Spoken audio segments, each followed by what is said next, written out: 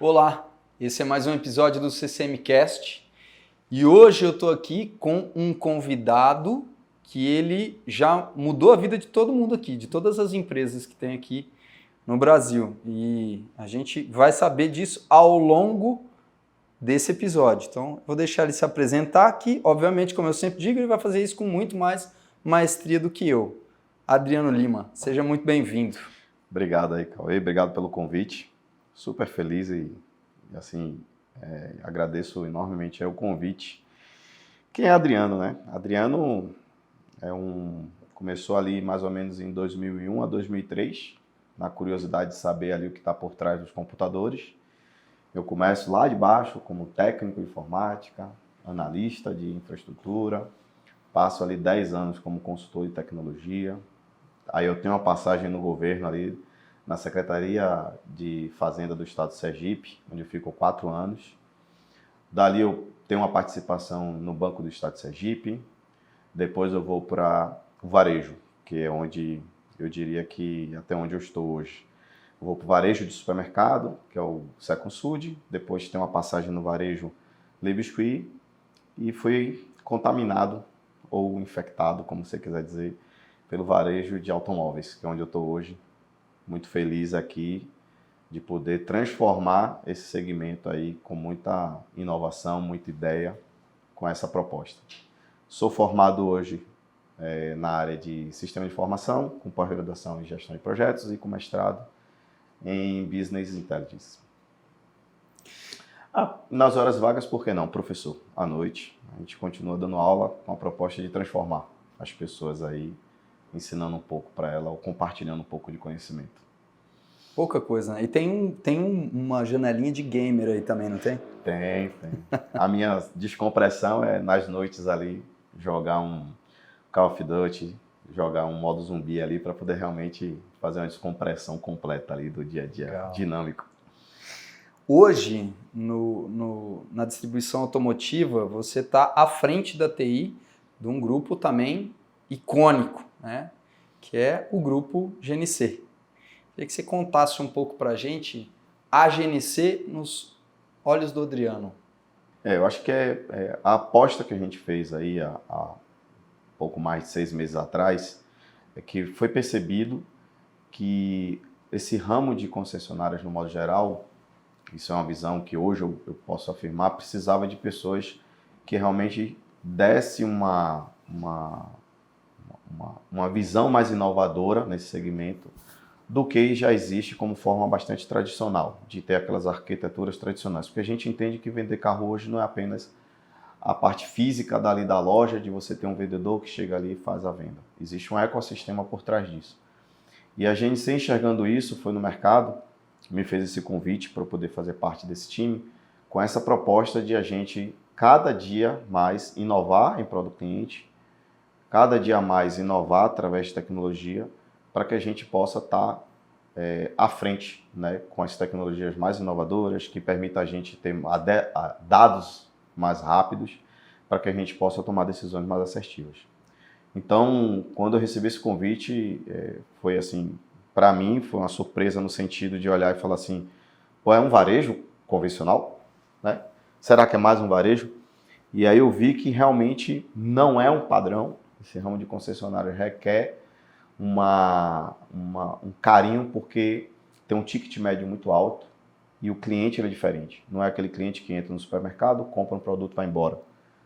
Com certeza o ramo de automotores requer que você tenha aquele cliente na base, que você atenda bem aquele cliente, que você faça a venda, que você acredita fazer todos os esforços para que ele volte, porque realmente a gente entende que nesse sentido a TI por trás ali garante que tudo isso aconteça. Então precisa de muita inovação, precisa de muita estratégia por trás disso para que isso aconteça.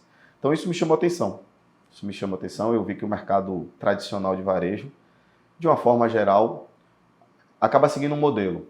E aí você tem as exceções, algumas empresas que inovam bastante, mas quando você olha ali a grande parte dos varejistas, ele tem um padrão de TI. Quando você olha para o segmento, você vê que tem muita oportunidade que requer um pensamento diferente para entregar uma proposta de valor diferente. E aí eu aceitei esse desafio e estou nesse grupo New Chase, para fazer justamente essa proposta de valor para os nossos clientes.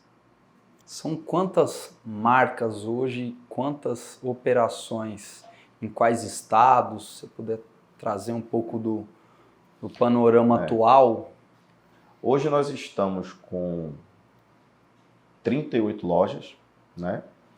Presente em 8 estados no Brasil, representando 11 marcas das mais diversas montadoras, marcas prêmios a marcas tradicionais. Então a gente está presente aí basicamente em todo o Nordeste, né? Presente na Bahia, em Sergipe, em Pernambuco, Ceará. Aí no Pro Norte a gente está em Belém, do Pará. A gente também está em Minas e agora em Tocantins. Quer dizer, além de todos esses fatores de transformação do mercado atualmente, é um mercado realmente que está em ebulição, né? São várias... Você tem as montadoras com algumas estratégias de digitalização em curso, o próprio consumidor também, que vem tendo uma alteração drástica no perfil de consumo ao longo do tempo, e acredito que até mais recentemente, em função dos eventos que a gente vivenciou, isso se acelerou ainda mais, né? E tem todo o cenário Brasil também, tanto em nível de quantidade, do tamanho do mercado interno, quanto das variações regionais, né, que a gente consegue ter num país que é continental, quer dizer, o portfólio que atende um estado, uma região, não é o mesmo portfólio que vai atender outro, quer dizer, se a gente olhar para tudo isso, um caldeirão de coisas diferentes, né? Realmente ter uma operação com 38 unidades, representando 11 marcas e sendo, salvo engano, você me corrija se eu estiver errado, mas a mais premiada da BMW, por exemplo, não é tarefa fácil para quem está lá fazendo com que você tenha um tecido que permeia o negócio como um todo, que é a tecnologia, né? Não só para incrementar a receita, quanto para diminuir custo, quanto para estabilizar a operação. Então, realmente vai ser um longo bate-papo. A proposta hoje é da gente conversar um pouco sobre a sua trajetória como um todo, para que ela possa servir de inspiração e até de reflexão para outros profissionais, porque esse é um movimento que a gente estava conversando há pouco, né? Eu vejo alguns grandes grupos, como você muito bem elencou, trazendo profissionais de fora do mercado para gerar algum tipo de ruptura. E aí quando você vem para gerar ruptura numa operação desse tamanho, com esse cenário macro, quer dizer, completamente complexo, faz todo sentido a gente conhecer bastante a sua trajetória para entender o que foi que o Gersino viu para te fazer esse convite, né? Acho que é um pouco dos movimentos que outros grupos também estão fazendo. Então eu quero voltar lá para o começo da tua história, para a gente seguir num crescendo. Quando você entrou no setor de tecnologia, né, no ramo de tecnologia, quem que era ali o Adriano? Quais eram as atividades, os desafios que você tinha no seu escopo naquela época? Como é que você embarcou nisso? Cara, voltar ao passado é um prazer e ao mesmo tempo é uma história, porque assim, eu acho que a gente acaba vendo o exemplo de algumas pessoas, a sua inspiração, né? Há poucos a gente conversava, falava assim, eu tentei até resgatar aqui, onde eu buscava de repente ter uma inspiração de alguém que fosse famoso, que me motivasse e de repente eu falasse, eu quero ser esse cara. Talvez pela minha simplicidade, pela minha trajetória, eu sempre busquei nas empresas que eu estava, as pessoas que de alguma forma me entregavam valor e que eu acreditava que olhando para elas eu falava assim, poxa, esse cara eu quero ser 101% ele, ou pouco do que ele é hoje. Então, cada empresa eu olhava, e eu tenho nomes assim que eu vou fazer questão de dizer mesmo, que me remetiam à qualidade. Então, assim, sempre quando eu estava ali no primeiro momento da minha trajetória, eu era um técnico e eu queria ser um cara que pudesse transformar a área técnica entregando produtos que não dessem problema, que configurasse da melhor forma, que resolvesse o problema do cliente, ou que ele não tivesse problema. Eu até brinco com o meu time hoje que eu falo, o errado é ter incidente. A gente tem que ser preventivo para monitorar o suficiente para que o incidente não aconteça. Ele vai acontecer. Mas que se a gente pega muito antes, isso já é um ponto a mais, porque assim, é difícil para a gente, gestor de TI, ficar recebendo uma ligação dizendo, ó, tal coisa parou de funcionar. Significa que é algo que tecnicamente a gente deixou de fazer. Isso é um ponto de certeza.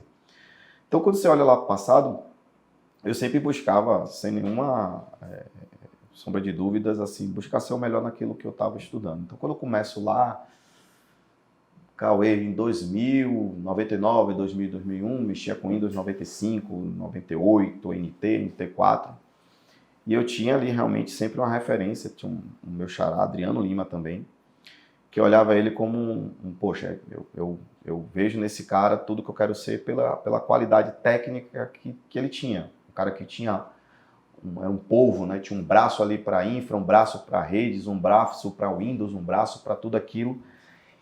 E uma qualidade, uma fortaleza de família mesmo. A questão do respeito e da humildade. Então você sempre olhava que o técnico ele vai lhe dar todo o conhecimento estratégico para você resolver um problema, mas existe um lado humano que você precisa saber tratar com aquilo. Então, meu primeiro emprego ele acaba sendo técnico, fiquei alocado em um cliente, que era um órgão público, onde eu tinha que realmente garantir que a operação funcionasse em cima de um órgão público. E isso me lembra que o órgão público é um órgão de oncologia. Então, para mim que era técnico, imagina você ter um cliente de um serviço público que entrava em um órgão que não poderia ser atendido porque o sistema estava fora e era um paciente com um estado de câncer X. Então eu me cobrava sempre muito isso porque eu sempre olhava que o técnico não é realmente apertar um botão. Era garantir que o cliente tivesse aquele atendimento, naquele propósito, naquele valor e que ele tivesse um serviço com qualidade. Então eu sempre busquei essa minha visão de que o lado técnico, ele é apenas um intermediário para garantir que, naquele contexto, o meu cliente tivesse uma qualidade do serviço. Então, quando eu olho sempre no passado e cada passo que eu dou, eu vou sempre buscando, vestindo a camisa da instituição ou do lugar onde eu estava, com a proposta de entregar valor sempre às áreas. Porque a TI, para mim, sempre foi estratégica. Ela nunca foi, nessas situações, fim. Ela, para mim, sempre foi estratégica. Porque a TI, ela só é literalmente fim quando você trabalha em uma empresa de TI. E como eu sempre prestava serviço para empresas, para mim a proposta de valor sempre era garantir que as coisas funcionassem corretamente.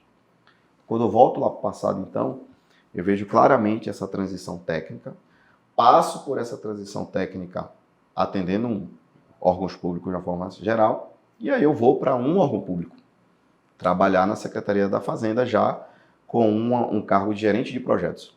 E qual era a minha proposta? Entregar projetos, só que agora para o cidadão. Aí é o que a gente brincou no início, né? Lá por volta de 2010, 2012, eu liderando um time de projetos da área da Secretaria da Fazenda do Estado de Sergipe, a gente então faz algumas visitas no país, vai a São Paulo, vai ao Ceará, conhecer alguns produtos que na época tinham como estratégia a simplificação da emissão da nota fiscal, porque antigamente o cupom fiscal, que era aquele cupom, saia naquela impressorinha que a gente chamava de impressora fiscal, que o contribuinte, de uma forma geral, tinha que armazenar, tinha memória fita detalhe, aquela impressora, a gente via claramente que tecnicamente era possível a gente fazer aquilo via software. E aí eu tive um outro mentor naquela ocasião, o Almerindo Reim, junto com o Tarcísio Valois, 2 servidores públicos, que em um comitê, a gente discutindo, a gente veio tecnicamente, pô, isso aqui não precisa desse equipamento, isso aqui pode ser via software. Já existia a nota fiscal eletrônica, isso precisa estar claro, e a gente viu por que a nota fiscal do consumidor eletrônica ela não segue o modelo da nota fiscal, a nota fiscal do consumidor eletrônica, a nota fiscal do consumidor eletrônica não segue o modelo da nota fiscal eletrônica. E aí a gente vai para uma mesa técnica, a gente vai para um debate técnico, a gente começa a discutir tecnicamente e a gente começa através desses funcionários que da área de carreira e no país apresentar a nota fiscal, apresentar o modelo, como vai funcionar. E sempre a inovação ela é disruptiva, né? A gente começou a perceber que existiam condições que as empresas achavam que isso ia tirar emprego de um segmento, achava que em um outro segmento iria inovar, mas não tinha tecnologia suficiente como internet para que as emissões das notas fiscais fossem online. E a gente vai discutindo isso, ganhando força, ganhando parceiros no país. Tem uma outra pessoa que eu lembro bastante, que é o Nil Toller, da Secretaria da Fazenda de São Paulo. o Álvaro Bahia, da Secretaria da Fazenda da Bahia. Então tem ícones aí que acreditaram e por trás disso eu estava ali para garantir que essa nova ideia, esse novo modelo, tecnicamente falando, fosse funcional. Fiz parte desse time e aí é onde a gente conversou lá no início. Quem são os seus mentores? Nessa época eu olhava essas pessoas como, poxa, eu vou dar o meu melhor para que eles entreguem naquela proposta para o cidadão. Aquela melhor possibilidade para que você, após a compra, você já tenha o seu dado. Você pode hoje é a realidade. Eu fico feliz em dizer isso. Você pega o seu celular hoje com QR Code, você já vê online que os dados estão na Secretaria da Fazenda e você tem um controle tributário ali até para o próprio Estado de uma forma técnica mais ágil.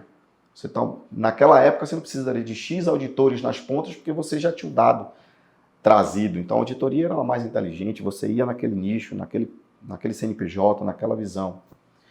E aí passa-se 4 anos, o projeto continuou e foi entregue, e aí eu sou convidado para ir para o varejo. E aí eu vou para a Seconsul de Brasil. Quando eu vou para a Seconsul de Brasil, aí eu tenho uma outra pessoa que me chamou muita atenção.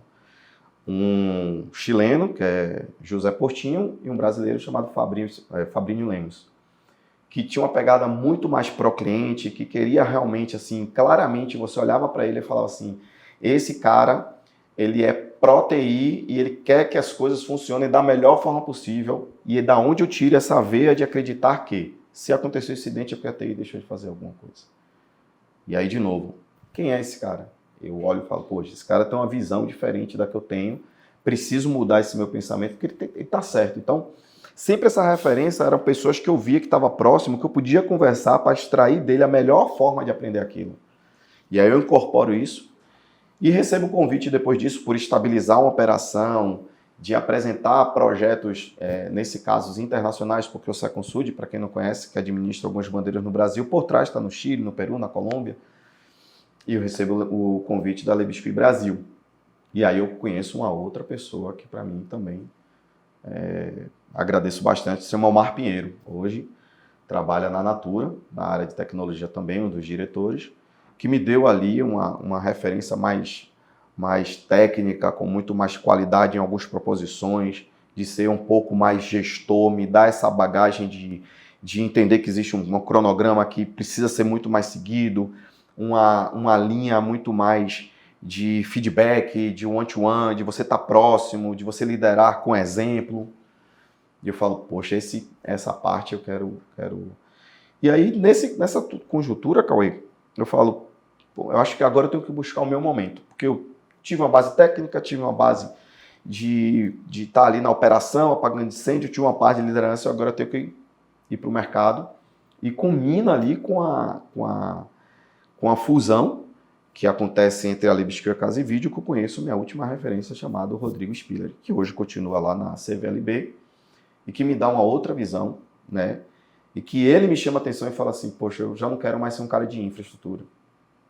Eu realmente tenho uma história, eu preciso criar agora a minha cara, trazendo toda essa minha bagagem e transformar alguma empresa. E, cara, é incrível.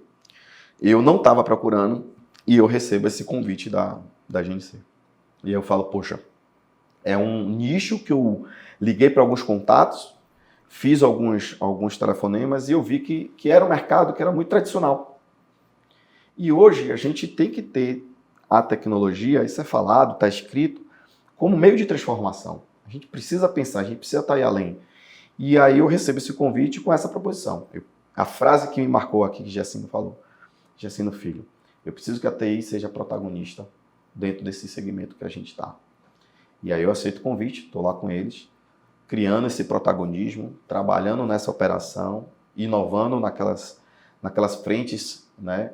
E mantendo uma operação, como você falou aí no início, distribuído geograficamente, que não é um papel tão fácil.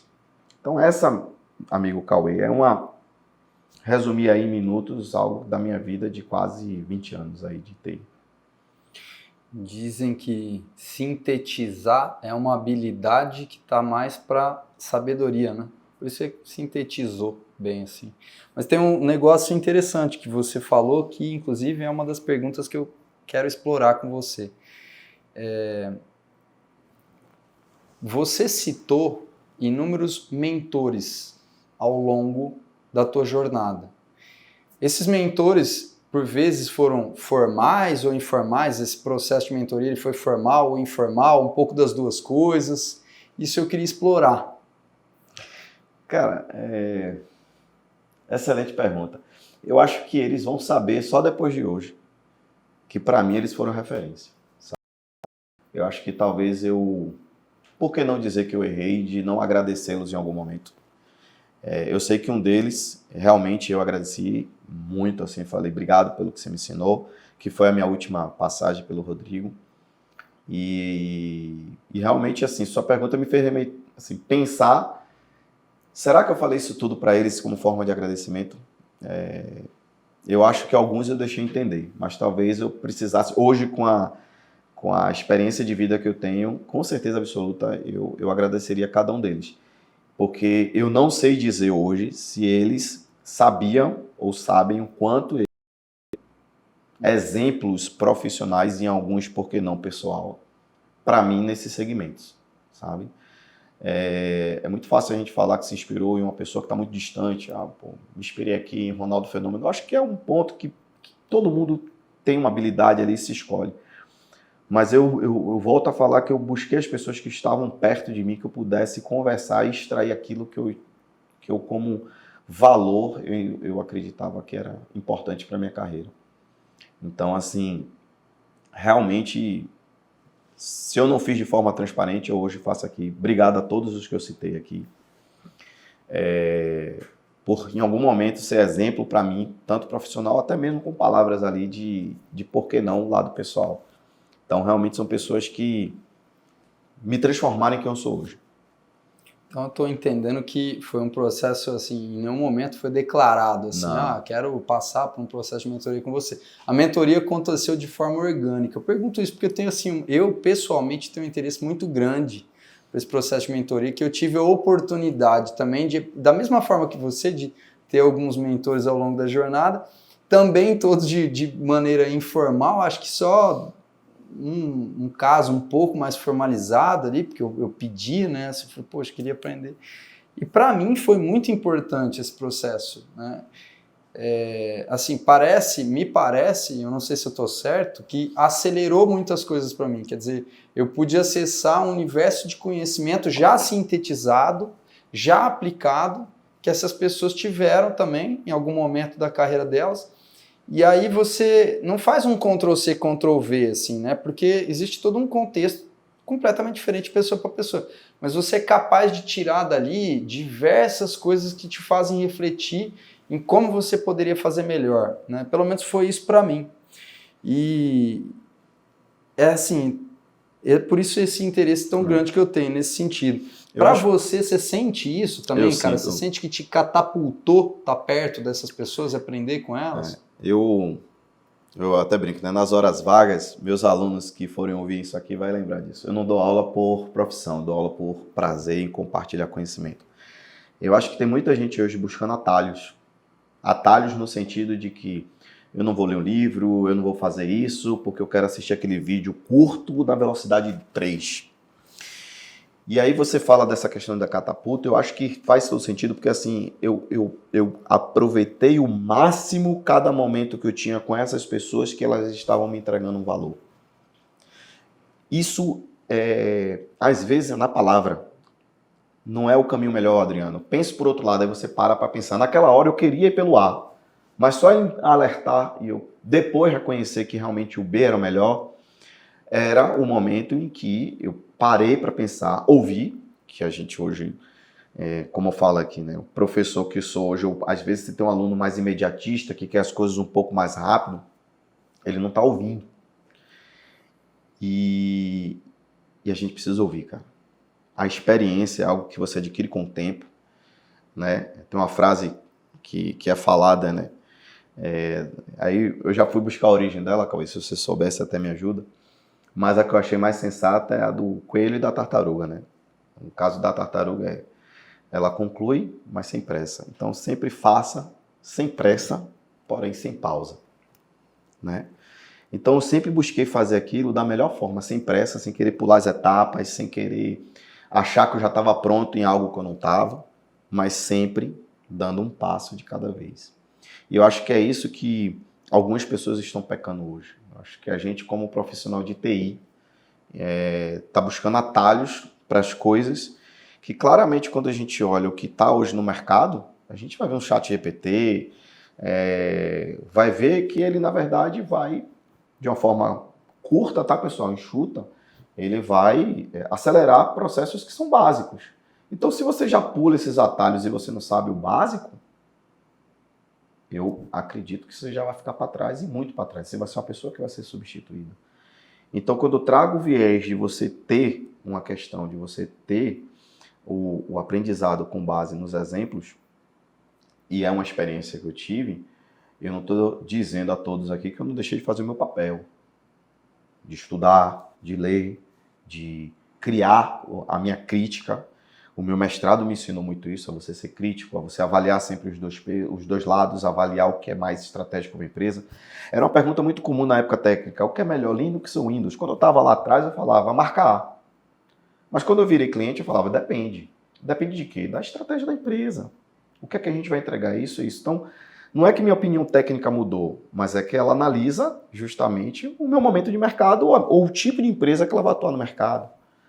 Então, essas experiências que a gente vai tendo, eu busquei sempre, Cauê, ter muita atenção no que eu via, né? Não deixei de fazer o que eu tinha que fazer, mas sempre busquei nesses caras esses exemplos que eu extraía tecnicamente. Então, para mim, é como você falou, não foi nada, poxa, eu vou fazer uma mentoria, eu vou pensar. Eu acho que naquela época, e não é muito tempo atrás, mas eu não tinha nem maturidade para pensar em buscar uma consultoria. Eu volto de novo ao assunto do berço de pai e mãe, obrigado pai, obrigado mãe, de você sempre ser respeitoso, você olhar, você ouvir. Estava falando mais cedo aqui com o seu time, eu vim de colégio militar, então você tem um respeito ali por natureza. Então eu sempre busquei isso, sempre ser respeitoso e ouvir desses caras. E quando eu não concordava, eu falava, aí você entra no embate técnico para você ver uma solução. Mas não foi nada pensado, Cauê. Não foi nada assim, poxa, eu quero fazer desse jeito. As coisas foram aparecendo e eu via. E uma coisa que eu falei há poucos anos atrás, eu falava assim, eu não fico em uma empresa que eu veja que eu também não estou aprendendo. Né? Se eu estiver ali só para ser operacional, fazendo a roda girar, não me agrega valor, eu não acho interesse. Eu não me sinto partícipe ali, envolvido. Eu me sinto como um cara que está ali só para apagar incêndio. E todos esses caminhos que eu passei, eu sentia que eu estava aprendendo e contribuindo, aprendendo e contribuindo. Então, para mim, foi natural e, ao mesmo tempo, não foi uma coisa bolada, sabe? Eu vou contratar, eu vou atrás de uma mentoria, não. Legal, muito bom. Até porque esse ponto que você colocou também tem muita conexão com o que eu penso, no sentido de que eu, sinceramente, às vezes eu fico, não sei se posso dizer que triste, mas quando eu vejo alguém, sei lá, fazendo um curso ou tirando uma certificação no 3 vezes ali, cara, eu sempre que eu posso, e óbvio que eu encontro abertura, eu tento conversar de alguma forma, porque, cara, não é isso, né? E até esses processos pelos quais você passou, você vê que não tem como você fazer em 3 vezes, não existe isso, é uma coisa que contraria uma ordem natural das coisas, sabe? Então, assim, a informação tem um tempo, talvez, para ser assimilada, para você decantar, para você ir aplicando, para você ouvir, né? Até brinquei com o negócio de sintetizar, por quê? Porque eu acho que primeiro é a gente se informar, com o tempo a gente consegue sintetizar, com mais tempo ainda talvez a gente consiga fazer uma analogia, quer dizer, tudo isso é um processo de sabedoria mesmo, né? Eu acho que falta muito isso hoje dentro da tecnologia como um todo, porque eu acho que a gente acaba, de certa forma, bebendo demais desse remédio aí, e ele passa aquela dose que sai do remédio e vira veneno, que assim, legal a gente ter uma série de produtos de streaming hoje, que faz com que a gente tenha um imediatismo, talvez seja isso, talvez seja também o fato que a gente fez uma migração, né, rural para urbana muito rápido, talvez entre as 10 maiores economias, não sei, a gente talvez tenha sido uma que fez isso mais rápido, a quantidade de informações que a gente tem, quer dizer, tudo isso somado parece que imprime ou está imprimindo ainda mais, não só nas novas gerações, mas em todas as gerações que usam muita tecnologia, uma velocidade que eu acho que ela não é capaz de acompanhar essa reflexão. Parece que a gente tem uma abundância de informação, mas uma escassez de reflexão que obviamente vai levar a gente, por consequência, a uma escassez de sabedoria, que é o que a gente, de experiência, que a gente aplica e consegue tirar valor. Então é muito legal ouvir você falando isso. Eu vou citar um exemplo, Cauê, prático, para a gente ver como é que tá. Repito, eu dou aula aí já há quase 15 anos em universidade. Semestre passado, como eu faço assim muitas questões, eu não gosto de seguir um padrão, de pegar um PowerPoint e tal, então eu vou na internet, pego o dado que está ali na hora, e eu peguei uma questão de cálculo de classe de P lá. E só para você ter uma ideia de como isso tá banalizado. Eu peguei, abri uma questão de um site, esses sites de provas de concurso qualquer, abri lá, fiz o cálculo, pedi para os alunos fazerem a questão, os alunos estavam fazendo, eu estava fazendo no papel, porque para mim não estava no script, né? E concluí ali, questão letra C. E aí todos os alunos fizeram e acertaram letra C. Só que na hora que eu fui no site, que eu fui marcar a opção, para ver a resposta correta, estava lá a letra D. Aí um aluno olhou para mim e falou assim, e agora, professor? Você errou. E aí, professor, você errou. Eu falei, não entendi, como é que eu errei? Se eu lhe ensinei a ciência por trás do cálculo, e você está preferindo confiar em um site que você não sabe nem se a fonte ou a pessoa que colocou aquela questão realmente ela está validada. Então você vê, aí eu expliquei a ele, tecnicamente ele entendeu, ele falou, pô, então obrigado, aprendeu, ok. Mas você veja qual é a percepção do que a gente falou, do imediatismo. Para ele não queria saber fazer o cálculo, ele queria saber que a questão era a letra D. O como foi feito, para ele não é importante. Então, é esse tipo de preocupação que até como profissional e como docente eu tenho, de mostrar que existe um básico que a gente precisa saber. Profissionalmente, principalmente na área TI, a gente não pode pular. Eu tenho uma visão minha particular, que assim, a gente não pode falar direto de cloud se você não souber o que é um TCP, uma rede, um IP. Concordo. Não tem, gente, como. Porque na cloud, você vai ter a estrutura de rede lá e você vai ter que saber o que é IP, só que num ambiente virtual. Então, eu defendo a teoria de que claramente existem conhecimentos básicos que estão sendo deixados de lado, acreditando que a cloud ou as arquiteturas ou algumas soluções já vão vir prontas. Alguns vão. Mas para você poder manipular elas ou usá-las, você tem que saber alguma coisa. E eu acho que esse silo aqui, esse buraco aqui que está se criando. Isso é uma opinião minha, com base em mercado e com base no público que eu dou aula hoje a todos os alunos. Eu tenho uma média de, por semestre, 50 a 100 alunos por semestre. Some-se aí 10 anos, tá? De docência. Então, é uma preocupação que eu vejo que ao longo do tempo esse público está sendo mudado. E aí eu tento levar o know-how, a experiência e a minha preocupação. Não, tanto é que, por exemplo, eu vou traçar um paralelo com isso que você colocou e, de certa forma, que para validar, né? Mas é também importante, assim, a gente está aprofundando mais nisso, porque o objetivo dessa nossa pauta, como a gente estava conversando, é trazer uma mentoria. Então, é para falar para todos os profissionais que já estão aí com a carreira consolidada, óbvio, sem nenhuma pretensão de ditar regra, nada, de fazer você refletir. Tanto o pessoal que está entrando no mercado, quanto o pessoal que está com uma carreira consolidada. Assim, voltando para o paralelo, por exemplo, na minha cabeça, existem alguns conceitos que eu ia dizer atemporais, mas são muito, atemporal é muito forte. Mas talvez que tenha um tempo maior. Por exemplo, o cara vai lá estudar, vai ser dev, vai estudar desenvolvimento.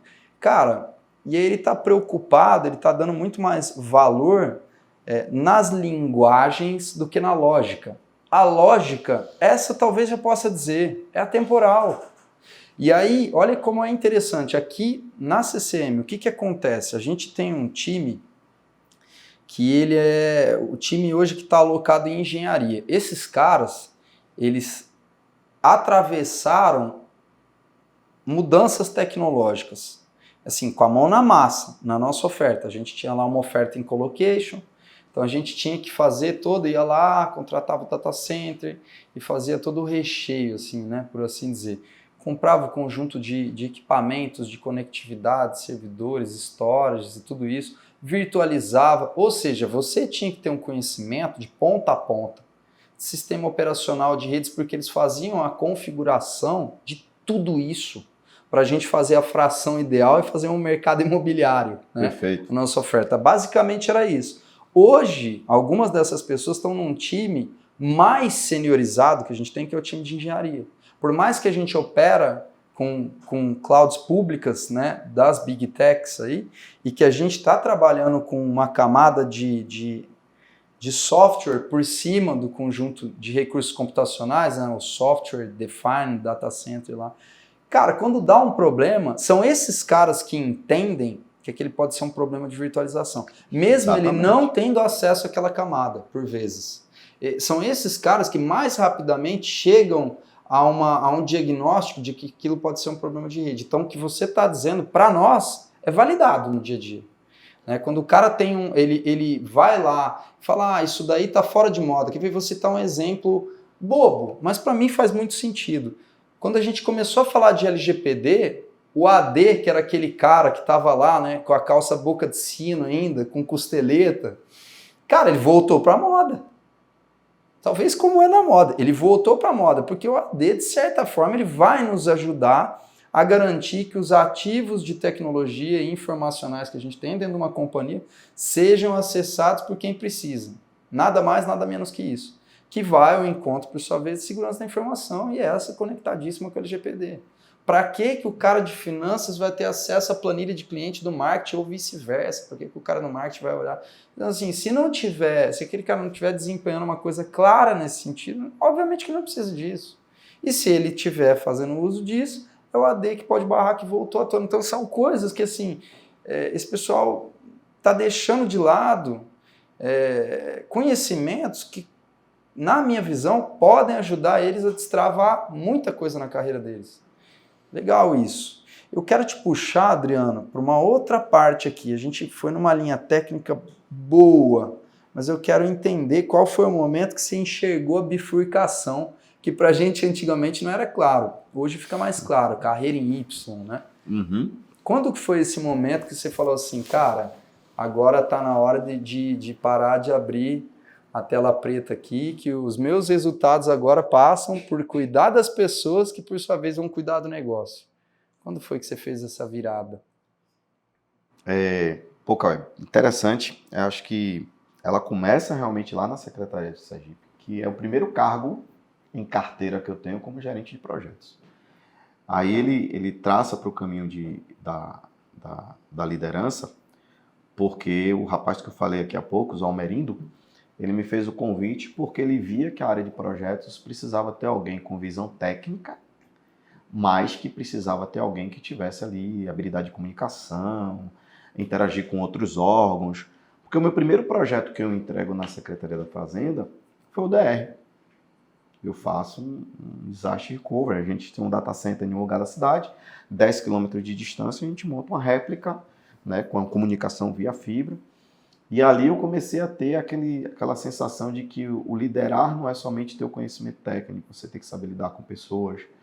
Aí alguns momentos de muito aprendizado, pessoas que é a parte dura da gestão, você tem que desligar. Pessoas hoje que eu desliguei que por incrível que pareça, me deram feedbacks excelentes, porque viram que já estavam desacreditados naquela função ali e que hoje já estão em uma outra função, em outra empresa, criando até sua própria empresa. Isso para mim me marcou. Anos depois essas pessoas vieram falar comigo.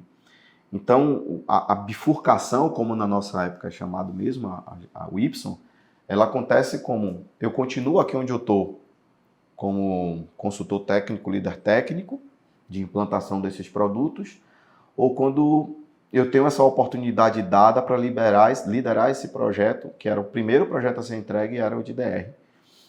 E, assim, foi um divisor de águas, porque, assim, eu tinha aquela borboleta, né, que a gente chama na barriga ali, no estômago. Poxa, será que vai dar certo? Então eu me perguntava bastante e foi dali que eu vi que eu me fazendo autoavaliação, acho que a minha comunicação com o time era muito transparente. E aí eu vi pessoas olharem em mim a oportunidade de crescimento, talvez lidar com uma pessoa que fosse um técnico que eu, naquela ocasião, construí uma carreira técnica e eu já estava lindo ali minha experiência. Ouvir como todo mundo aqui que está ouvindo já passou por isso, então essas pessoas você não deve ouvir, que é você não vai dar certo nessa função, você é muito técnico, não siga esse caminho, você vai fazer errado. Teve uma pessoa que inclusive mandou uma mensagem para mim na época dizendo assim, você está na posição errada, na empresa errada. Então, essas pessoas você não ouvem, literalmente a gente não deve ouvir, porque se a gente ouvir tudo que é negativo a gente não evolui. Mas aquilo ali me transformou para eu falar assim, não, agora que eu vou fazer o contrário. Eu tenho um propósito, eu tenho um princípio, os meus valores estão aqui e eu vou seguir nessa linha. E foi dali que realmente eu desenvolvi essa vontade de gestor. E aí eu conheço uma pessoa que eu não podia ter esquecido ela no início, e realmente eu não podia, que se chama Ícaro Ramos. E por que veio o nome dele agora? Porque ele era o superintendente do Banco do Estado de Sergipe e eu era gerente de projeto da Secretaria de Estado da Fazenda. E esse cara, eu sempre pedia feedback a ele. Até hoje ele é CEO da Avonale, até hoje eu ligo para ele para pedir conselho. Conselho em que sentido? De gestão e liderança, gestão e liderança, gestão e liderança. Como é que você faz isso? Qual é a sua opinião quanto a isso? E ele é muito... A gente estava conversando aqui mais cedo, ele faz muita analogia que eu acho interessante. Fala, cara, por que você não pensa para esse lado? Pô, não pensei para esse lado. Então essa minha carreira em Y, ela nasce ali porque eu ouvi algumas pessoas dizendo, cara, você vai dar certo. O Almerino falou, você é a pessoa que eu preciso, que tem uma base técnica, mas requer uma comunicação, porque vai interagir com vários órgãos. E ali eu começo a desenvolver. Ali eu me desenvolvo e acredito que eu tenho aquela habilidade. Mas onde é que fica o desafio? Quando eu vou passar com o Sul de interagir com 5 países. Ali eu tinha um time no Brasil de 5 pessoas, eram especialistas das mais diversos segmentos, e tinha nos outros países profissionais das torres especializadas. Aí você liderar à distância, em um outro idioma, com outra cultura, aí realmente ali foi um desafio de você se adaptar à cultura, você entender que os tempos e movimentos são outros, que você tem o lado técnico que você precisa passar de uma forma um pouco mais com cuidado para você não achar que está impondo a sua opinião, você tem que respeitar, você tem que ouvir. Repito, como gestor, eu ouço muito, até hoje eu ouço. Então eu ouço, e aí eu guio de acordo com o que eu falo. Não, que você pode ir por esse caminho que está dando certo. Então ali foi o meu maior desafio. Aí quando eu caio no mercado eu já vejo, poxa, é o que eu quero, é o que eu gosto, e até hoje é onde eu estou seguindo, como líder técnico de uma equipe. Hoje, até inclusive de 18 a 18 pessoas dentro do time. Esse momento, como você, mas não em TI, eu também tive uma passagem técnica ali. Para mim, no primeiro momento, eu me lembro assim, aquele estágio do pipeline que a gente passa de gerenciar a si mesmo para gerenciar os outros. Alguns dos desafios que eu me lembro que eram muito emblemáticos para mim, assim, cara, ao invés de... Não adianta você, por vezes, você fala, não, mas eu consigo resolver isso aqui mais rápido, ou eu consigo resolver isso aqui do meu jeito e tal, e aquela vontade de você pôr a mão para resolver, por exemplo, era um desses, né? Não, mas eu vou delegar, monitorar, comunicar, dar feedback, acompanhar. Acho que esse foi um desafio que, para mim, foi muito emblemático nessa virada de chave lá atrás. Para você, esses primeiros, antes ainda desses grandes desafios como barreiras culturais e geográficas aí, quais que foram os que mais te marcaram, Adriano? O que assim, pegou para você no começo? Foi comunicação? Quais foram esses desafios e como que você viu que assim, putz, qual foi o momento que teve aquele estalo? Se é que teve esse estalo que você falou que, cara, agora que eu entendi, meu desafio é outro. Não é mais técnico, somente. Em uma dessas passagens, a gente começa a ser medido não mais tecnicamente, mas sim como projetos estratégicos. Né? Isso aconteceu, de fato, na Seconsud, quando você começava a ser medido por indicadores. E aí, Cauê, realmente você se deparar com indicadores que não é somente técnico, você tem que ir um pouco além no processo de gestão, você tem que estar mais próximo, e assim, quem me conhece sabe a minha transparência. O meu primeiro ano na Seconsud, tirando o lado técnico, para mim eu me avaliaria como ruim. E eu fui avaliado como ruim. A gente tinha um processo lá de avaliação interna. Quando eu falo ruim, para todo mundo ouvir, é que assim, eu estava abaixo de uma perspectiva de liderança. Porque os indicadores técnicos estavam tudo ótimo, mas de repente eu tive um turnover, eu tive isso. E nesse ponto é onde eu busquei realmente leitura, estudo paralelo para questões que me auxiliassem no processo de melhoria. Mas repito e mantenho tudo que eu falei, não teve nada que foi uma mentoria. Então vou dar um exemplo de uma coisa que eu me aprofundei bastante. E aí eu tenho que falar de experiência do que eu vivi, né? Não foi nada diferente do que eu vou falar. Eu entrei em um momento, eu não lembro bem, 2016, em que o GPTW da área estava ruim. O GPTW é clima organizacional. Eu não vou lembrar agora, então é só para efeito aqui de valores. Eu entrei com 6 meses, eu tinha um imediato, então a avaliação era da área, a avaliação, eu não vou lembrar, pessoal, mas é 60%. 60% é ruim. É ruim porque você não atendeu alguns requisitos de liderança. E nesse momento, o que é que a gente buscou? Aí, obviamente, a gente analisando os dados daqueles pontos em que a gente tinha fragilidade, eu busquei realmente uma orientação, uma leitura um pouco adicional, busquei realmente assim enxergar em mim aquilo que eu não fazia muito bem e pedir opinião de pessoas como eu tinha lá, eu tinha esse alicerce, a Érica, se ela ouvir esse áudio aí também do RH, chegou junto, me apoiou, e aí depois realmente a gente fazendo esse processo de gestão que requer, eu repito, o ouvir é principal, mas em algum momento se impor, né? A gente não pode, de uma forma da liderança, em alguns momentos, acreditar que tudo vai ser fácil quando a gente sabe que o caminho ele não é tão simples. Então a gente precisa ser rigoroso às vezes, para poder cadenciar. A gente ainda tem uma cultura muito ruim para algumas situações. Alguns modelos eu não acredito que o home office funcione. Acho que a gente precisa ter a primeira cultura de ter a disciplina, de entregar dentro de um prazo para depois a gente pensar em home office. Então, algumas linhas eu ainda sou mais conservador, para outras nem tanto. Eu entendo que isso funciona bem. E isso tudo passa de uma dor onde eu fui pro fim da fila, ou seja, você ou melhora ou você sai do time. Em outras palavras, acabou sendo isso. E naquele momento eu busquei essa autoavaliação, o que é que eu era realmente ruim e eu precisava melhorar. E assim, realmente essa transformação acontece avaliando tudo isso. E no ano seguinte a gente tem um salto assim como eu não lembro os dados, eu vou de 65 para 89. Então, qual é a forma como eu avaliei se tudo aquilo que eu tinha como ruim virou efeito positivo? São os dados de uma pesquisa de clima institucional. E dali, realmente, eu vi que eu tinha os atributos, os valores, as características que uma liderança precisa ter, e dali eu acredito que eu estava pronto para assumir. E aí aceitei uma proposta e fui para outra empresa. Mas eu acho que, como você me fez refletir aqui, coisa que eu não tinha pensado, eu acho que a mudança de chave ela acontece justamente quando eu sou medido por um indicador que mostra claramente aonde eu tinha essa deficiência, eu me enxergo dentro dela, e aí eu faço a autoavaliação, que eu acho que é um ponto de análise, onde você fala, peraí, eu sou bom de comunicação, mas eu não sou bom de feedback. Mas como isso é possível? Eu me comunico bem, porque eu não consigo ser verdadeiro em alguns momentos, porque eu quero aliviar um pouquinho. Eu quero dizer para ele que ele precisa melhorar, mas falando muito, muito de uma forma que ele às vezes está entendendo que eu estou elogiando. Então eu tive que buscar essa reflexão para realmente melhorar esses pontos e ter esse resultado que aconteceu um ano depois. Cauê, não aconteceu imediato. Quem conhece as pesquisas de GPTW é anual.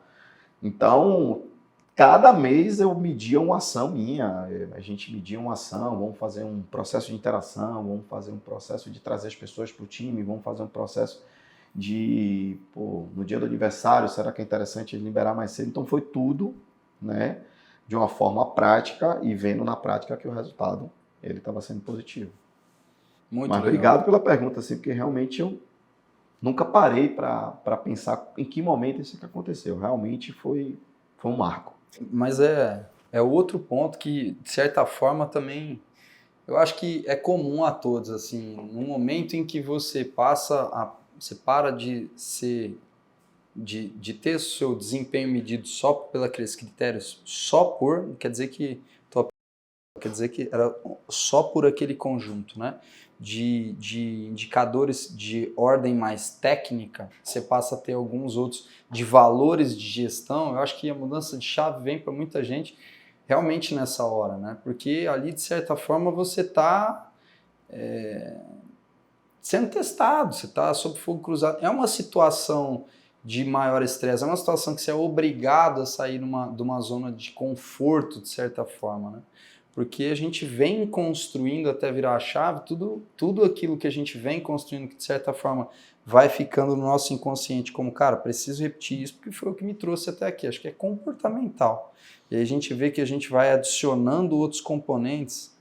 Eu acho que é nessa hora também, de certa forma, para mim, ali eu vi uma virada. Então, conversa também, em linha. E outra coisa que, aí eu não posso dizer com propriedade técnica, acredito que aconteça também, não posso dizer com propriedade porque não foi o caminho que eu segui. Mas eu sei que na gestão eu posso dizer com propriedade, portanto, que o que não falta são desafios, né? Porque a gente tem ali, como eu estava dizendo, a gente tem um conjunto de resultados que tem que ser entregues por um time. Então a gente vai influir indiretamente, posso colocar assim, não sou mais eu que vou lá colocar a mão na massa e entregar aquilo. Como eu vou contribuir, portanto? Como eu vou alcançar isso tudo?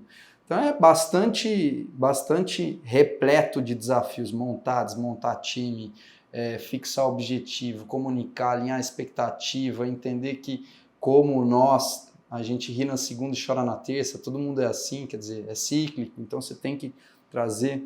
Ou seja, que me leva para a pergunta que é, diante desses desafios todos, teve algum deles que você falou, ah não, cara, vou estudar, vou ser dev, vou voltar para a área técnica? Teve algum que quase te fez desistir, assim? Teve. Não vou dizer em qual foi a empresa. Não precisa, fica tranquilo. Teve uma empresa que, em uma determinada... Obrigado, Cauê, pelo convite mesmo, assim. Para quem está me ouvindo aí da área de infra vai saber bem. A infra sempre, ela não é ouvida. Minha trajetória toda que eu falei é infra até virar gerente de infra e chavear para hoje estar como gerente de tecnologia. De uma forma padrão, e aí eu vou dizer com base no ambiente que eu vivi. Eu já morei em Sergipe, já morei em Bahia, já tive, como eu falei aqui, experiências com outros países. Mas geralmente a área de desenvolvimento de sistema está conectada ao negócio e a infra não. Então a gente até brinca que infraestrutura é saneamento básico, está lá no subterrâneo. Se você não fizer o seu saneamento correto, da melhor forma, e aquela tubulação estourar, água para todo lado. E aí todo mundo só vê a importância da infra a partir do momento em que ela estoura, quando ela está ruim. Mas ninguém vê que você ficou 364 dias no ano garantindo para que ela não estourasse. E aí, em um determinado momento, em uma empresa específica, eu passei por isso. E nessa empresa a gente transformou muita coisa, mudou muita coisa, estabilizou muita coisa. Em um determinado momento, eu recebi um convite do mercado e eu estava decidido a sair da empresa. E eu falei, tô saindo porque eu recebi uma proposta, realmente, envolve salário. E esse gestor falou assim para mim, poxa, você não vai sair, eu vou te reter, fique tranquilo. E aí ele me dá uma condição de salário X. Aí eu, na emoção, falei, é menos do que a proposta que eu recebi e é menos do que o gerente de sistema ganha. Ele olhou para mim e falou assim, gerência de infraestrutura nunca vai ganhar mais do que gerência de sistemas. E aí naquela hora eu falei assim, ou eu migro para sistema, ou eu subo para ser gerente de tecnologia.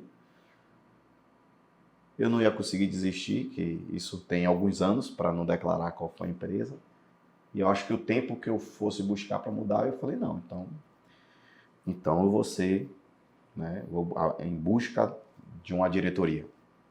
Diretoria para mim é um cargo, ou seja, você ser hoje gerente sênior, diretor hoje, a depender da empresa, da composição, você acaba sendo diretor, respondendo para um executivo ou para um CEO. Para mim, nesse momento aqui, pouco importa. O que realmente me colocou na balança é de que tudo aquilo que você fez como líder e líder técnico não era importante frente a você entregar um sistema funcionando. E aí, realmente, isso tocou de um jeito que eu falei, não, agora eu vou mudar de novo. O Y foi para gestão e agora dentro da minha linha de gestão eu quero ir para um outro caminho. Inclusive, eu fiz uma provocação e mantenho a minha provocação até hoje. Eu fiz um artigo, eu lancei no LinkedIn lá para deixar registrada a data, de que eu acho que a gente vai ter um colapso de infraestrutura muito por causa dessa visão que está tendo no mercado, no Brasil, de desenvolvimento, de game, de inovação, e a carência pela parte de infraestrutura. E lá eu digo que um dos pontos que me chamou a atenção era justamente que você tinha uma disparidade, né, nessa minha visão, minha de Adriano, de que realmente você tem ali uma valorização de uma área quando a outra ela é tão importante quanto.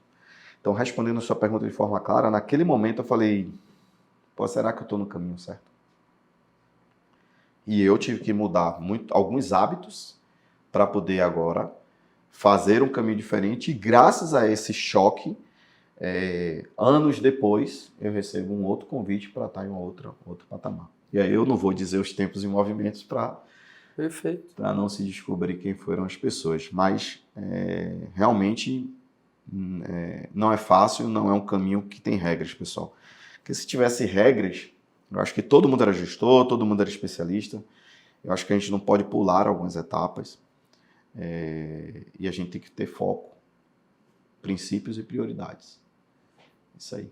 Muito bom. E por outro lado, atravessar tudo isso também leva a gente para conquistar algumas recompensas também. Acho que, óbvio, aquelas que a gente tem consigo, né, de crescimento, de engrandecimento. Você vê que você vai ficando com como é que a gente diz? Com couro mais grosso, né? Então, acho que isso é legal. Eu brinco muito, assim, na verdade não é nenhuma brincadeira. Eu falo, quando a gente entra no mercado de trabalho, a gente traz um conjunto de valores que veio da nossa vida, nosso contexto, da nossa experiência, da nossa família, como você agradeceu seu pai e sua mãe. E eu acho que a gente pode também olhar para o mercado de trabalho e, por que não, dizer o que daqui eu também posso levar para a esfera pessoal. Porque para mim é indissociável essa história de existe um Cauê pessoal e um Cauê profissional. Eu não sei, para mim não funciona. Existe um Cauê que estou como, né, uma determinada posição e que tenho um conjunto de papéis e responsabilidades na minha vida. Um desses papéis e responsabilidades diz respeito à posição que eu estou como. É assim que eu vejo. E é óbvio, quando a gente leva muita coisa, por exemplo, para a gente que é pai, cara, tem muita coisa que a gente, pelo menos eu consigo levar daqui, sabe, nesse engrandecimento pessoal, de desenvolver uma paciência maior, desenvolver essa questão da apuração, né? Vem cá, tem um conflito, uma pessoa está falando uma coisa, tá bom, e ao invés de eu comprar, eu vou entender o que a outra pessoa está falando, não porque essa está mentindo ou omitindo, não é isso, ela está falando o que ela está vendo da perspectiva na qual ela se encontra. Qual é a outra perspectiva para que eu possa ter a minha? Então, assim, isso é uma prática que, por exemplo, né, para exemplificar, por que não levar para a nossa vida? Então, eu acho que tem um conjunto de recompensas como essa mesmo. E tem outras recompensas que são aquelas que a gente consegue, né, promover, de repente, contribuir positivamente para as pessoas que a gente encontrou nessa jornada, né? Então eu queria ouvir de você quais são as recompensas que você teve também, né, caminhando através de todos esses desafios, para você, para as pessoas que você, de certa forma, tocou em algum momento da jornada, como você citou lá, as pessoas que te agradeceram. Eu queria te ouvir um pouco nesse sentido. Você faz uma pergunta assim que sempre toca em um momento que eu acho que, por mais que eu tivesse acesso às perguntas e eu não tinha, eu jamais pensaria em algum momento de refletir sobre isso. Eu acho que tem uma situação recente, eu vou dar um exemplo familiar e um exemplo que eu acho bacana. Bruno Paixão vai ouvir, vai lembrar disso. Há poucos meses atrás, eu comentei até com a equipe aqui antes, eu recebi uma ligação, um domingo, um barulho, uma música no fundo.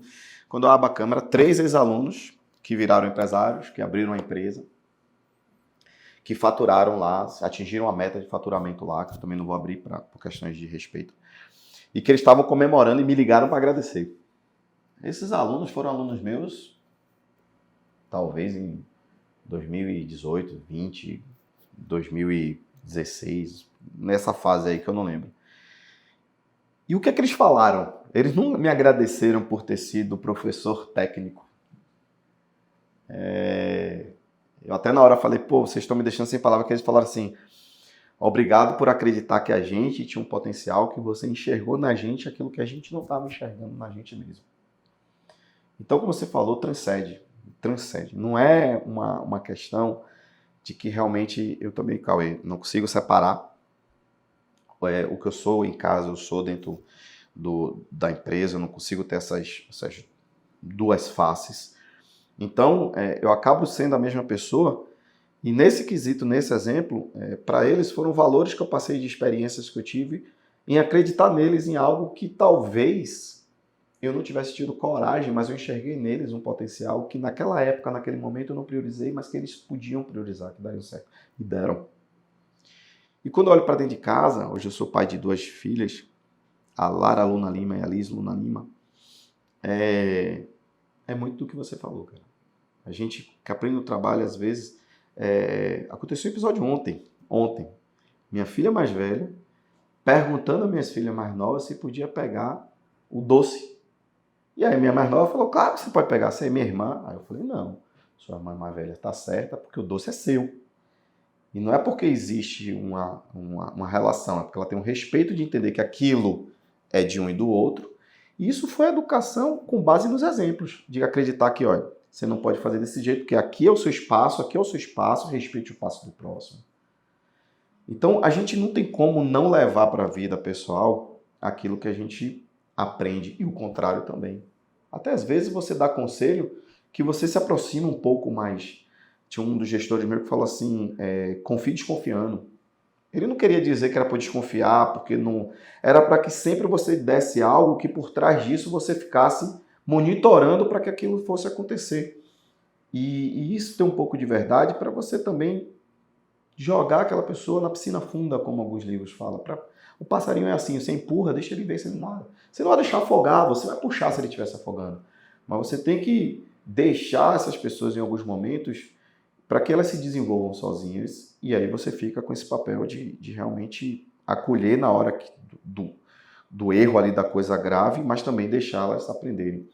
Então, você me fez refletir aqui sobre momentos que realmente eu jamais pensaria de que, assim, não tem como separar. Acho que o profissional que separa isso hoje, eu não consigo nem hoje aqui dizer para vocês como eu avaliaria esse profissional, porque não consigo entender você ser um excelente líder, pai de família e não ser um bom líder de equipe. Você é um bom pai, não é que seu funcionário vai ser seu filho, óbvio que não, mas você vai saber lidar com aquela situação e o contrário também. Então, realmente, assim, esses momentos que me trouxeram aqui a reflexão foram momentos que eu falei, poxa, eu também estou levando para casa algumas situações que eu aprendo, é uma extensão. Afinal de contas, se você fizer uma conta de padrão, a gente dorme 8 horas, a gente trabalha 8 horas e as outras 8 horas, às vezes, a gente nem está com a família. Então, às vezes, a gente está mais no trabalho do que propriamente dentro em casa. Então, nesses momentos que a gente está com a família, a gente busca estar próximo, com algum ensinamento, alguma orientação, e realmente, assim, é uma coisa que hoje eu não consigo dizer o que é que eu aprendi de um e joguei para o outro, porque para mim é uma coisa só. Para mim é uma coisa só. Eu queria te fazer uma outra provocação nesse sentido. A gente estava uma hora usando tudo isso que a gente discutiu aqui. Teve uma seara que a gente entrou muito de novo, pessoal, não de ditar regra, mas de provocar reflexão, que é o papel também, né, desse podcast. Que é o seguinte, qual é a visão do Adriano em relação à preparação que os profissionais de tecnologia, se a gente conseguir conectar ainda um pouco mais com tecnologia na distribuição automotiva, qual é a sua visão, Adriano, de como é que eles têm que se preparar, quais são os desafios que eles vão enfrentar, quais são os desafios que estão vindo por aí, qual é a mensagem que você deixa para esse pessoal, até como professor também, você consegue enxergar diferentes aspectos ali, né? Então, como que eles podem se preparar? Hoje a gente fala de soft skill, hard skill, né? Habilidade comportamental, habilidade técnica, habilidade de gestão. Deixa uma mensagem nesse sentido. Cauê, assim, acreditando em tudo que você falou aí, tirando essa parte, vamos dizer assim, muito que necessária, porque isso aí são análises que eu não posso ser contra, mas eu claramente vejo que, assim, a vida nesse segmento, inclusive na TI e nesse segmento que eu estou hoje, requer que a gente, de fato, não pule algumas etapas. A gente precisa passar por alguns vamos dizer assim, alguns degraus para a gente ter até uma posição técnica ou uma posição de liderança. E quando eu falo isso, eu volto ao assunto de como professor. Eu acho que isso me habilita a falar por enxergar hoje um público que vai estar no mercado amanhã. Então, assim, se eu tivesse que fazer um script, eu diria que todos os profissionais hoje de mercado, se você pegar os principais líderes, fizer uma análise, uma pesquisa, vocês vão ver que vai ter algo em comum ali. Todos tiveram uma prioridade, um foco, estudaram, se certificaram ou se graduaram, tiveram as experiências que a vida propiciou para eles e a partir dali eles viraram, né, conseguiram as suas oportunidades. O que eu acho que a gente não pode hoje cometer como erro e virou comum, e eu faço questão de dizer que é a minha opinião, é de que a gente está muito imediatista para algumas coisas e querendo aprender de forma acelerada tudo sem ter uma experiência de que aquilo realmente é o melhor ou pior. Como eu falei, o que é bom, Windows ou Linux? Depende. Java ou Python? Depende. Cloud ou on-premise? Depende. A certeza você só vai ter a partir do momento em que você viveu um nicho ou uma experiência, viveu outro nicho, viveu uma experiência, e você vai saber dosar se naquele segmento que você está, a estratégia para qual a empresa quer chegar, qual é a melhor tecnologia. E isso não vai estar no livro. Não vai estar no livro. Não vai ter escrito dizendo, se você for da área disso ou daquilo, faça-se. Não tem um segredo. Existe uma base. Essa base, como docente, eu declaro publicamente que ela está sendo destruída de uma forma geral, porque a gente claramente vê as pessoas buscando atalhos e diplomas. Atalhos e diplomas. Quando eu falo atalho, eu falo porque é mais rápido você pagar um curso de internet online e assistir na velocidade 2, e entrar na faculdade EAD, não assiste, marca as questões, passa, pega um diploma e ir para o mercado. E em uma seleção que eu fiz recente, eu perguntei o que é banco de dados, e o cara não sabia responder. Um cara recém-formado.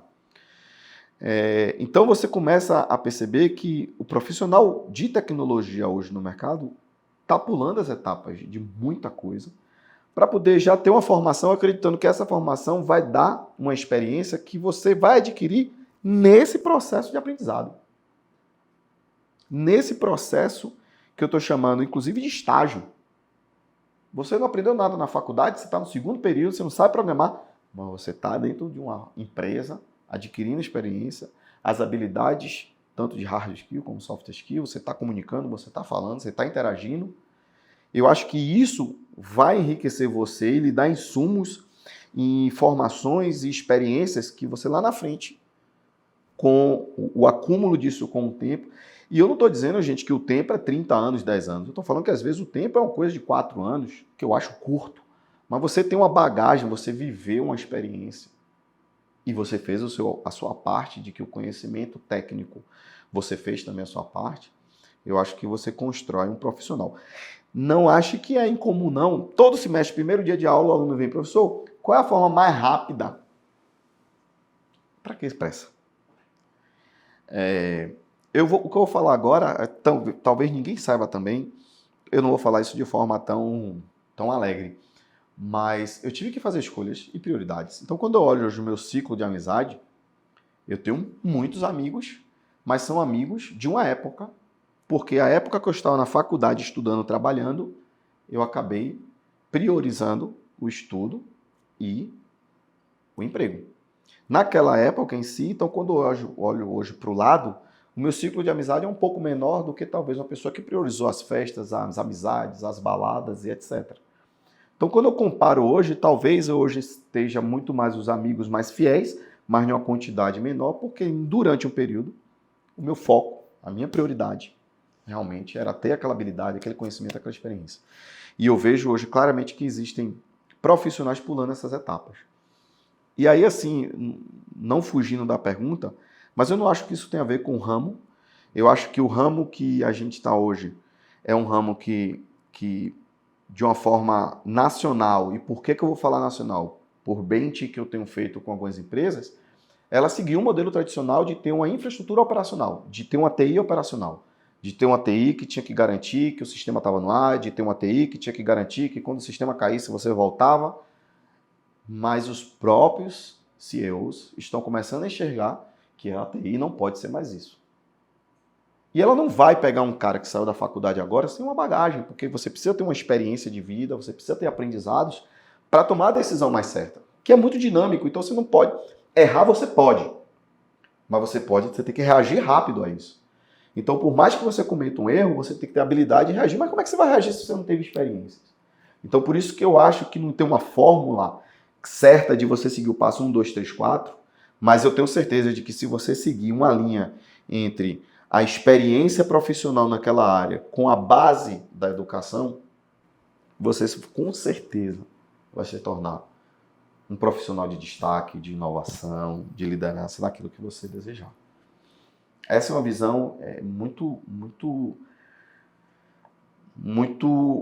fria minha, com base no que eu acompanhei presente em 2 estados.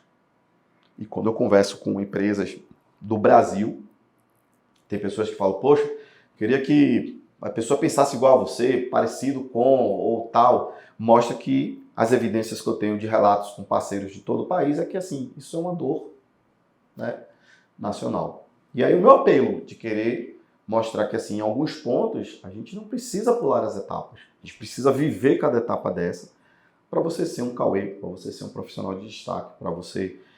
eu me vejo como exemplo na profissão que eu trabalho, mas lá atrás eu tive que fazer algumas prioridades, tive que deixar de fazer algumas coisas, porque enquanto eu estava estudando, com certeza tinha um amigo meu, uma balada, uma coisa. Então existe um momento de você investir isso para você colher lá na frente tudo aquilo que você plantou. É muito bom. Que não tem, realmente, é muito dinâmico, de novo, é de cada um. Mas existem algumas orientações que essas que estão dentro das suas falas, qualquer coisa você vai me corrigir aqui, mas que elas efetivamente, cara, não tem para onde você correr. O fato de atalho não dá certo em TI, não dá certo em distribuição automotiva, não dá certo em profissão alguma, né? As pessoas querem se fortalecer, mas, né, assim, ter uma posição bacana, querem ter uma robustez de conhecimento, mas elas não parecem estar dispostas a entender que é um caminho longo e que atalho não vai te levar a lugar nenhum. Talvez você esteja acelerando um pouco mais rápido em direção ao buraco. Talvez você esteja construindo uma estrutura falha pensando no acabamento, né? E aí tudo aquilo vai desmoronar. Então, assim, uma das coisas que você falou, me corrija se eu estiver errado, não tem manual, mas entenda os ciclos e viva os ciclos sem querer acelerar ou sem querer fugir. E também elenque suas prioridades e vai nelas, né? Porque também é isso, né? As pessoas não... assim, o mais difícil de dizer sim é entender quais são os nãos que estão por trás daquilo. Porque o sim todo mundo quer. Os nãos ninguém quer. Então, não, isso eu quero. Eu lembro que no começo a gente tinha aqui... A Thaís vai lembrar disso. A gente tinha aqui um PDI que a gente fazia, né? Ainda temos, mas essa era uma questão que a gente falava muito. Tá bom, elenca onde você quer chegar. E a pessoa colocava lá, quero ser VP de não sei o que lá, quero ser CEO, quero ser especialista, master. Falei, agora aqui do lado, bota tudo que você não vai ser, porque você vai ser isso. Ah, isso era difícil, hein? Então, assim, não tem para onde correr, né? Eu também, na época da faculdade, diferente de você, eu acabei optando pela balada, tô brincando. Mas é Talvez você isso. tenha muito mais amigos que eu hoje. Brincadeira. Imagina. Cara, vamos voltar lá para o início, só para você fazer o seguinte: entrar lá no DeLorean lá, né? E né, se o Ciribelli escutar, ele vai ficar brincando com a gente por causa do teletrabalho, que eu faço questão de sair, Eu me né, surpreendi com nesse isso, episódio. Né? realmente. Mas vamos entrar lá na nossa máquina do tempo. Então volta lá, pega o Adriano de hoje, volta lá para o Adriano de ontem e fala assim, cara, se eu pudesse ter te dito uma coisa, é isso que eu quero te dizer. Qual que é essa coisa? Eu só diria literalmente uma coisa que eu falei há algum tempo atrás. Eu não vou saber responder de uma forma completa, mas eu vou lhe responder de uma forma... Você vai entender o que eu estou pensando. Se eu olhasse para o Adriano de 2000, só ia dizer o seguinte: acredite mais em você, nas ideias loucas que você tem. Porque em alguns momentos eu tinha algumas ideias que eu falava assim, pô, será que isso dá certo? Então, eu em algum momento, e eu não estou falando tecnicamente, porque tecnicamente eu li, beleza, ok. Mas eu tinha insights e algumas ideias que eu achava, eu não acreditava em mim mesmo. Então, se eu olhasse para o Adriano de 20 anos, eu olhava e falava assim, cara, naquilo que você pensar e acreditar que é algo que vai fazer diferença, coloque isso como um foco seu profissional. Aí você vai dizer, pô, mas isso é um pouco contrassenso com o que você pensou, porque naquela época, o que é que eu pensava? Em querer ser bom tecnicamente.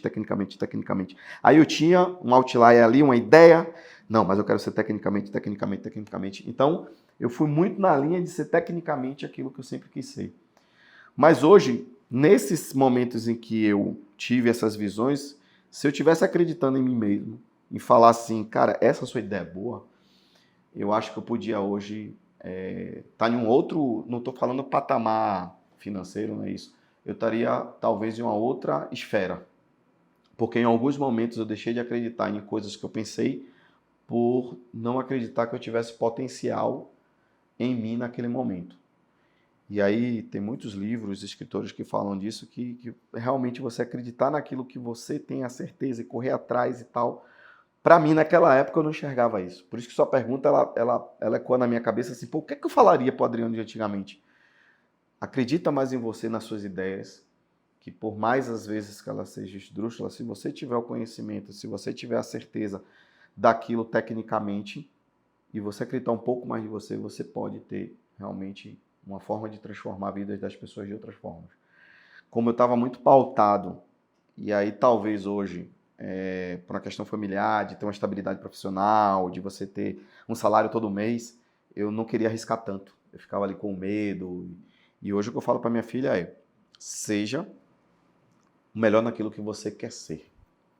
Se você quer ser uma dançarina, um advogado, uma médica, um administrador, o que você quiser, seja o melhor e tudo que você acreditar que pode se fazer diferente, eu vou estar aqui para lhe apoiar. Coisa que naquela época não era tão comum, porque o padrão era você ter aquele emprego estável, aquela coisa. E eu acabei não tendo esse mentor que talvez falasse assim, cara, vai por outro caminho aqui. Então, assim, se eu olhasse para trás, acredita nas suas ideias, porque eu acho que essas ideias podem lhe propiciar caminhos diferentes. Como eu priorizei sempre o lado técnico, que eu falei aqui várias vezes, eu acabei desenvolvendo uma competência técnica que talvez lá atrás eu tivesse uma outra visão. Então, acredita mais em você, seria uma frase que eu falaria assim para mim. Se tivesse um anjinho aqui, seria, cara, vai. E eu tinha medo de mim mesmo às vezes, de não poder achar que não ia dar certo, e esse medo era muito interno, família. Fechamos com chave de ouro, então. Porra, ficou muito bom. Corta essa parte aí. Cauê, obrigado. Acho que nos meus 20 e poucos anos de TI aí, 20 mais, eu nunca refleti tanto enquanto profissional. Eu acho que a gente acaba tão comprometido com a entrega da empresa que você está, de entregar um melhor serviço, de lidar com pessoas. E eu falei pro seu time hoje aqui uma coisa que parece que é clichê, mas eu não consigo nem sequer pensar diferente. Disso tudo, por que eu ainda continuo sendo professor? Se professor para mim hoje não é uma profissão, é uma descompressão. Porque se eu tiver a oportunidade de mudar a vida de alguma pessoa, que seja através dos exemplos que eu vivi, para dar a elas não atalhos, mas orientações de que o caminho é o mesmo, mas só não desvie porque esse é um caminho que dá errado, esse é aquilo outro. Então, esse aqui é um caminho de sucesso. Estou falando isso porque nesse histórico eu nunca tive uma reclamação, nunca fui desligado de nenhuma empresa. Eu tenho um histórico profissional de valores éticos, morais. Então, obrigado muito por me fazer essa reflexão constante na minha cabeça aqui. De em alguns momentos eu nem saber, nunca pensei por esse lado. Porque realmente, assim, eu não quero vitimizar para não ficar parecendo uma coisa ou outra, mas não é uma trajetória simples. Para alguns é um pouco mais tranquila, para outros não. Teve momentos aí da minha trajetória que ninguém vai saber e vai saber quem vai ouvir hoje. Eu trabalhava numa empresa de 8 às 18, fazia meu mestrado fugindo da empresa, porque eu me matriculei na Federal de Sergipe nos horários de almoço e no intervalo de uma empresa para a aula. Nessa mesma época, eu virei pai, minha filha teve uma intolerância, então fiquei uns 4, 5 meses com problema com a filha com intolerância. Minha esposa em casa, Janaína, te amo. Cuidando, eu dava aula, fazia mestrado, trabalhava na empresa, mas ninguém vê isso. Porque eu estava sempre sorrindo, estava sempre presente, entendendo que tudo isso era um aprendizado. E você me fez refletir tudo isso nessa minha trajetória, assim, coisa que eu não parei nem para pensar. Então, muito obrigado mesmo, de coração, pelo convite.